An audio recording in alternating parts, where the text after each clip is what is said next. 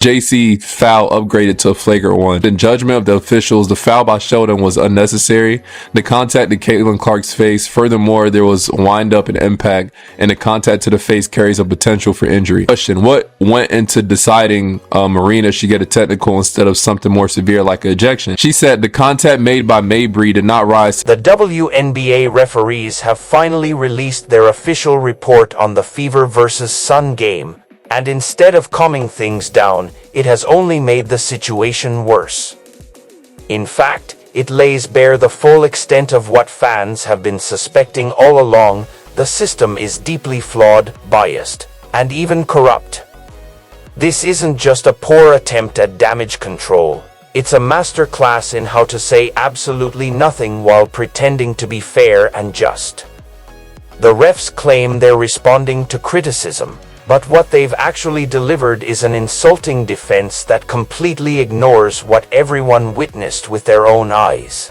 Marina Mabry's technical foul from the Fever Sun game has been upgraded to a flagrant 2, the league told ESPN. A flagrant 2 comes from a standard fine. Additionally, Sophie Cunningham was fined separately for her hard foul with 40 seconds left to play. No players will be suspended. And a lot of fans were really upset about this because if Marina Mabry's foul during the game was called a flagrant 2, like it was upgraded to, then she would have been ejected during the game. And I don't think any of this stuff with Sophie and JC would have happened at the end of the game if the refs would have gotten control of the game much earlier on. And I do think if they would have ejected Marina Mabry during that whole play when she completely blindsided Caitlin, it wasn't a basketball play, it was after the whistle. If she would have been ejected at that point in time, I think it would have set the tone. Let's break this down clearly, because what we're dealing with isn't just one bad night of officiating, it's a repeated, targeted pattern of unfair treatment aimed directly at the Indiana Fever,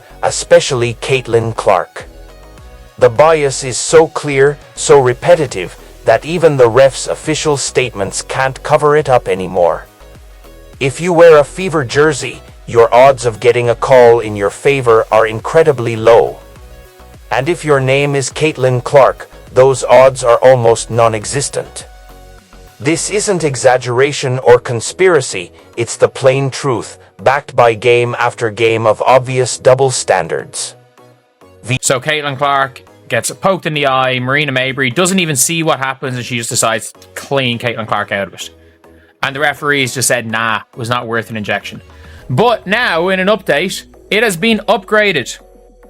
It has been upgraded. So she has now been upgraded to a flagrant 2. So basically, all they had to do was just eject her. All they had to do was eject her, and none of this happens. If the referees had ejected Marina Mabry, nothing else happens. The Sophie Cunningham situation. So what did the lead official, Ashley Gloss, have to say about all this chaos? According to her, Marina Mabry's hit on Caitlin Clark didn't meet the requirements for a flagrant 2 and didn't justify an ejection. That's her actual explanation.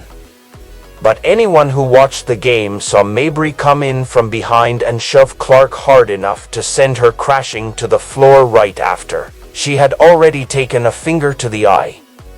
Somehow, that doesn't count as dangerous or excessive. How are fans supposed to trust officiating when this kind of violent, reckless behavior is downplayed and excused? How the fuck does that not rise to a level of ejection? Can someone explain that to me? I think even in the NBA that might have been an ejection. I think both of them would have got ejected. She said additionally it did not meet the criteria for flagrant 1 foul penalty 2. So what does? Right? Question: why did Caitlin Clark get a technical foul? After the foul by Sheldon, Clark reached in an unsportsmanlike manner towards Sheldon. What type of sense? Yo, she got hit in the eye, and then in one angle it looks like she got damn near punched, and then she trying to get up, she trying to get the girl off her. The girl attacks at her, and then Marina comes and knocks her down. That's crazy. So you gotta wait till something happens so the lead viewership could plummet. And if that wasn't shocking enough, Ashley Gloss went further and said Clark was given a technical foul because she showed unsportsmanlike conduct toward JC Sheldon. Let's be clear, Clark got hit in the eye, then shoved to the ground, and her natural reaction was what got punished. That's the logic the WNBA referees are using right now. Apparently, if you respond like a normal human being after getting physically attacked, you're the one who crossed the line. This kind of twisted reasoning only adds fuel to the fire of frustration fans and players already feel. Is that Caitlin Clark deserves to have people kind of go at her because she's a trash talker. Okay, if that is the logic. But the media are now saying Caitlin Clark brings everything on herself. And by the way, Caitlin Clark, if you want to say JC Sheldon getting in her face and like everything until the eye gouge, nobody brings eye gouges on themselves. This is the same as, she brings it on herself with the push-up. Just call the hand check in the push-up. And the cherry on top of this mess? Sophie Cunningham was ejected from the game for a flagrant 2 when she tried to stand up for her teammate. Meanwhile, Marina Mabrey, the one who started the mess with a blindside shove, initially received just a technical foul. It was only after fans, analysts, and the entire internet exploded with outrage that the league decided to upgrade it to a flagrant 2. But even then, they didn't eject her. No suspension. No serious consequences. Cunningham, who acted out of loyalty and frustration after the refs failed to control the game, got the harshest punishment of anyone involved. They got it right at the end of the day, but why not get it right away? That is what most of us are talking about, man. There's no way y'all coming after the game and then now you're saying, it should have been a flagrant 2. We should have. Look, you're catching the smoke and now you want to change it. You need to do it during the game. All right, during the game, go ahead and call it the way it is, man. Stop with the nonsense. And here's where the numbers speak louder than any press release. Caitlin Clark, one single player, has been on the receiving end of 17% of all flagrant fouls in the WNBA this season. Let that sink in. Nearly 1 out of every 5 flagrant fouls has been committed against her. Either she's the most dangerous player in the league, which she clearly isn't, or she's being intentionally targeted game after game. And what's worse is that the referees seem to allow it. They want us to believe it's just a coincidence that the most talented, most popular, and most watched player in women's basketball is also the one taking the most punishment. But fans know better. Detail what you mean by get control of the game, just to be in your words. Get control of the game is call the fouls that are actually happening on the floor. Right, and consistently call the fouls that are actually happening on the floor. Okay, not just if somebody swings and misses, right? Consistently call the fouls. Coach, do you think it's something pertaining to your team, or do you think this is a league-wide issue? Well, I've seen quite a few dust-ups in the league so far, so I think it's a league-wide issue. I mean, bad officiating is bad officiating. And then what did you make of Sophie Cunningham's flagrant foul on JC towards the end? It was a flagrant foul. Do you think it's like defending Caitlin or defending the team, or how do you view just how it all? I view it as a flagrant foul. That's about the game too. Yeah, well, I mean, you guys came for basketball. Yeah, Let's talk about basketball. Even Fever coach Stephanie White saw the disaster coming from a mile away. She reportedly told the refs in the first quarter that tensions were rising and something bad would happen if they didn't control the situation. They ignored her. They let the game spiral out of control. And then they acted surprised when everything finally exploded. Later, the WNBA even admitted that the officials lost control of the game and acknowledged mistakes were made. Yet somehow, the main punishment still landed on Sophie Cunningham, the one who stepped in when the refs refused to do their job. And this isn't just about one game. There's a growing pile of evidence and complaints about how WNBA officiating is ruining the quality of play, with Indiana taking the worst of it. Blows my mind how they can somehow get refs for the WNBA that can't control the game. Like, half of your job as a ref is to control the players, control the game, make sure things don't randomly get out of hand. And then you just watch things get out of hand and you're like, dude, this is gonna go so viral later. Like, I'm convinced that's what the refs were thinking last night during the Fever and the Sun game. Dude, this is gonna go so viral later. Cause like they had no control over that. Absolutely no control over that game, Doc. And at the end of the season last year, one of the things I said, like, I really hope changes in the W between last year and this year is that they get better refs that kind of actually give a shit and like know what they're doing. And they haven't done that. They still have. What proves the corruption the most is not just the events of this one game, but the ongoing pattern of how different players are treated. Marina Mabrey throws a cheap shot and at first gets away with a slap on the wrist. Sophie Cunningham responds with a hard but not dangerous foul, something that happens all the time when the refs lose control, and she's instantly ejected. Her foul was intentional, sure, but it wasn't dirty. She sent a message, not a punch. Meanwhile, the refs act like that's worse than Mabrey's hit. Even the TV announcers couldn't believe it. They said the blame was fully on the refs for letting things reach that point. And they were right. He said no place in the game for what Sophie Cunningham did. What about what... she didn't say shit about what the other two people did. She said no place in the game for what Sophie Cunningham did. That warrants further review and penalty from the lead. But you're not going to review and penalize what Marina and Coach Stephanie White deserves serious respect for speaking out after the game. She didn't hold back. She said the disrespect her team has been getting is unbelievable. And she was right.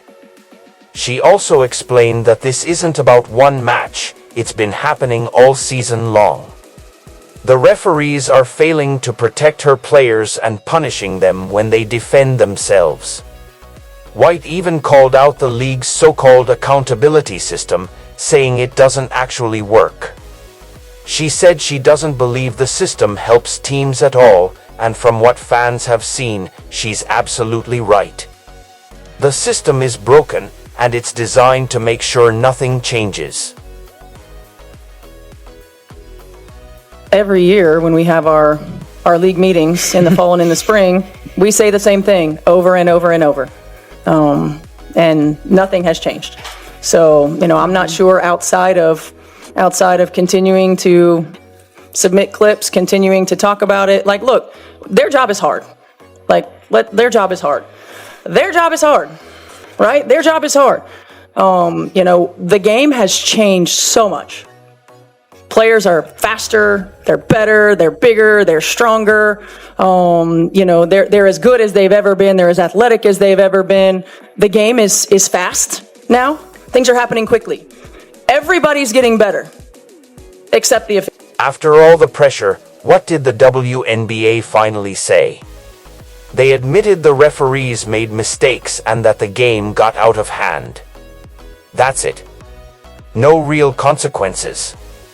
No major suspensions. Just a fine for Marina Mabrey and a harsh punishment for Sophie Cunningham. The message could not be clearer. If you play for the Indiana Fever, you're playing under a completely different set of rules. And the league's so-called investigation? It'll probably end with a weak promise to review officiating standards and maybe shuffle a few refs around for a couple of games. Then it's back to the same broken system. So it's really people out here defending Marina Mabrey for Madden hit sticking Caitlin Clark to the floor, saying that she's just protecting her teammate. For one, it involved Caitlin Clark and JC Sheldon. They had their little spiel before that. And then JC Sheldon scratches Clark in the face, then invades her space after that. Clark pushes her away because of that. And then Marina Mabrey comes get involved and Madden hit sticks her to the floor, man. And y'all just like she was protecting her teammate. But then Sophie Cunningham is getting called vile and disgusting for dropping JC Sheldon to the floor and dragging her by the hair. So Sophie Cunningham can't stick up for her teammate, or else it's vile and disgusting. But Marina Mabrey could get involved in something that didn't involve her, and it's just she was protecting her teammate. The Caitlin Clark hate is so... Sophie Cunningham's story says everything you need to know about what's wrong with WNBA officiating. She has stood by Caitlin Clark when other players get physical. She's shown loyalty and toughness, the kind of teammate every coach wants. But the refs act like that's a problem. She gets ejected and fined for sending the kind of message the refs should have been sending all year long: don't mess with our players. It's a painful irony. The same officials who refuse to protect Caitlin Clark are quick to punish the one person actually trying to do their job for them. It's almost like they're encouraging other teams to target Fever players because they know there won't be consequences. Sports, if you think what Sophie Cunningham did was out of line. And I assume that those are butthurt Connecticut Sun fans. I don't expect Caitlin Clark to get preferential treatment at all, but I expect her to get equal treatment to everybody else in the league. It cannot be open season on the face of the league any longer. Let's go back to the refs' statements for a minute, because they fall apart the moment you think about them. Ashley Gloss said Mabry's shove didn't meet the standard for ejection. Really? Pushing someone to the ground during a stoppage in play isn't enough?